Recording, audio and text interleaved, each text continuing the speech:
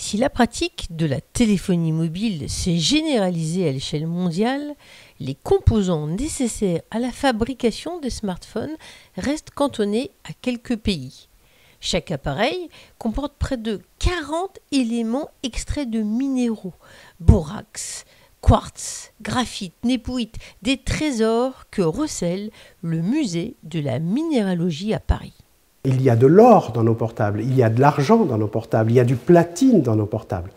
Donc des métaux, c'est surtout pour des caractéristiques de conduction électrique par exemple, mais il y a aussi ce que l'on appelle les terres rares, qui sont des éléments qui ont des propriétés particulières, thermoluminescentes ou magnétiques. Et voici la sphalérite, le cadmium, le gallium, qui sont à l'intérieur, sont là en toute petite quantité et évidemment les prix sont énormes pour ces substances-là. La batterie, la coque, l'écran, les circuits électroniques, tout ça est composé effectivement au départ d'éléments qui sont dans les minéraux. Les minerais destinés à la fabrication de téléphones sont souvent concentrés dans des pays qui posent des questions éthiques.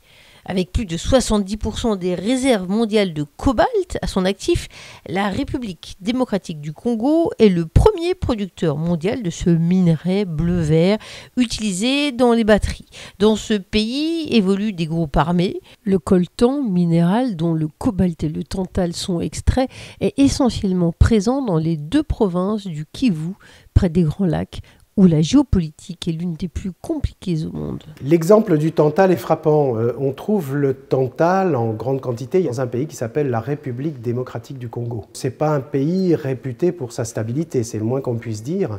Et là, je dirais qu'on a à peu près tous les ingrédients de la dramaturgie, si j'ose dire, puisque c'est un problème environnemental. Les lieux d'exploitation, c'est la forêt équatoriale, c'est le territoire des gorilles, et puis des conflits, effectivement, qui traversent ce pays. Il y a une réflexion qui est en cours en Europe et au-delà sur les dépendances qu'on a envers des pays qui produisent les matières premières ou qui ne sont pas au niveau des standards européens en termes de droits de l'homme, par exemple, mais où aussi on a des tensions politiques ou des situations géopolitiques. Qu'est-ce qu'on pourrait essayer de produire en Europe, que ce soit en termes de minerais, et ensuite de pouvoir contraindre en fait notamment les producteurs, les entreprises pour qu'ils se tournent vers certains types de pratiques et certains partenaires qui sont plus proches de nos valeurs.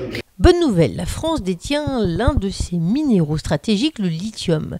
L'exploitation des ressources dans l'Allier placerait directement la France à la deuxième place des producteurs mondiaux de lithium, derrière l'Australie. On voit un magnifique échantillon de spodumène. Ce spodumène est un minerai de lithium. On estime que la production du lithium va se multiplier par 10, par 20, par 30, par 40 dans ces prochaines années.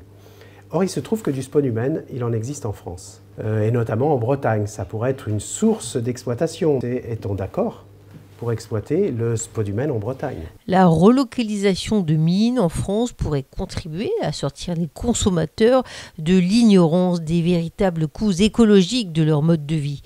Jusqu'à maintenant, on n'exploite pas en France, mais demain? Il y a certaines contradictions entre le fait qu'on va importer effectivement certaines technologies ou certains minerais de l'étranger. En même temps, il y a des résistances effectivement à produire localement, à ouvrir des mines, etc. Alors qu'on pourrait mettre en place effectivement des standards qui feraient qu'on aurait des mines en Europe qui respecteraient certains critères en termes de conditions de travail, de conditions environnementales, etc.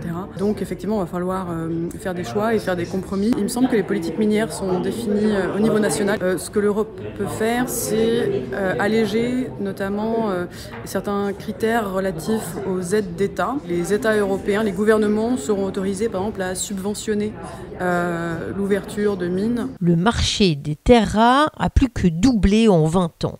Le marché du numérique continue en effet de progresser et l'empire du milieu assure la production mondiale de 60% des terres rares. Un équilibre qui sacrifie notre souveraineté, mais nos valeurs aussi.